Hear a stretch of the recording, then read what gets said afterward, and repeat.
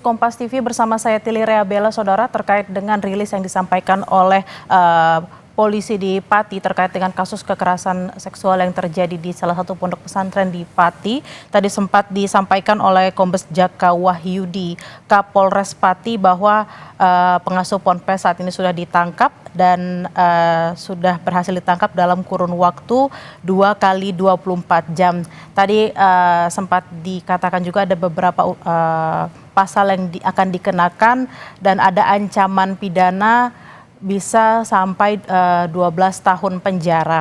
Kemudian dari Kemenak Pati, saudara, menyampaikan Ahmad Syaiqo, yakni Kepala Kemenak Pati, tentunya Kemenak tidak memberikan toleransi kepada pelaku terkait apa yang sudah dilakukan terhadap para santri dan juga mengajak masyarakat untuk mengawal proses hukum.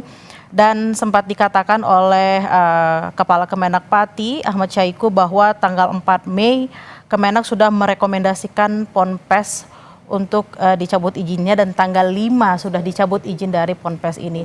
Kita simak bersama pernyataan yang disampaikan di konferensi pers yang ini. Tahun 2024, tepatnya bulan Juli. Ya.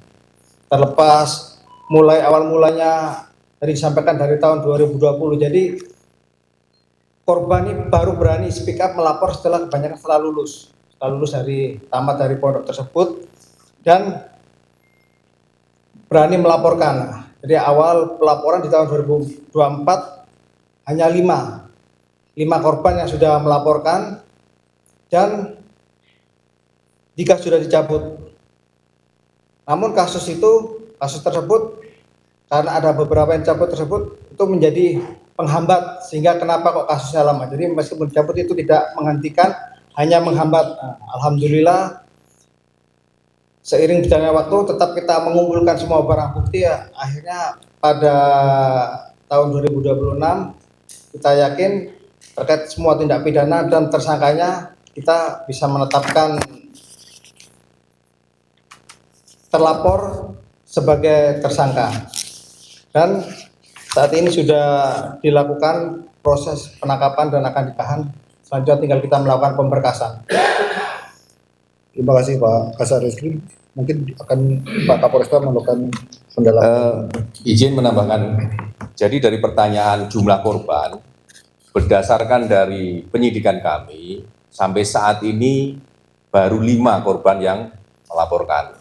Nah, untuk penambahan korban apabila ada masyarakat yang mau melaporkan, menginformasikan, baik itu saksi korban, kami membuka layanan posko pengaduan. Yaitu tadi sudah kami sampaikan di slide, posko pengaduan ini khusus untuk tindak pidana pencabulan ini yang akan kita akomodir. Berdasarkan kita sampaikan juga terkait dengan nomor-nomor aduan dan juga nanti kerahasiaan, keamanan daripada saksi maupun korban. Kenapa demikian? Karena proses ini kami mengharapkan bantuan dari semua masyarakat, keterbukaannya untuk bagaimana bisa menjerat tersangka ini betul-betul bisa maksimal ancaman pidananya.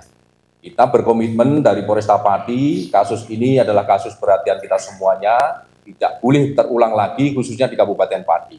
Sehingga untuk sebagai efek jerah ataupun sebagai efek deteren terhadap pelaku-pelaku di kemudian hari, kita harus maksimalkan ancaman hukuman daripada pelaku ini. Saya kira demikian.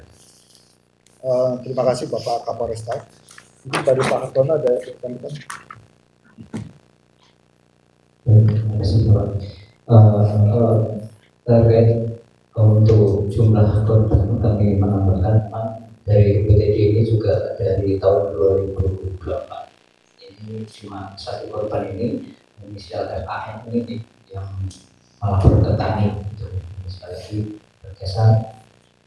Kemudian untuk terhadap perlindungan korban, ini kami kemarin sudah berkoordinasi dengan pendamping hukum untuk segera mengajukan kepada LPE, lembaga perlindungan saksi dan korban.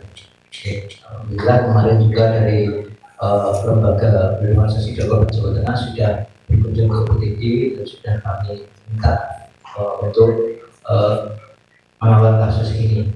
Begitu Bu. Ya. Terima kasih Bapak Hartono atas penyampaiannya. Kita masuk sesi 2 ya. Ini sesi terakhir ya. Kita batasi dulu. Silakan di tengah itu tadi udah. Oh ya, ke peci. Nama sama medianya. PCTV. Oke, monggo silakan. Untuk yang pakai baju putih tadi itu siapa dan perannya sebagai apa dan itu ditangkap juga. Oke, saya catat dulu ya. Baju putih yang ada di medsos ya.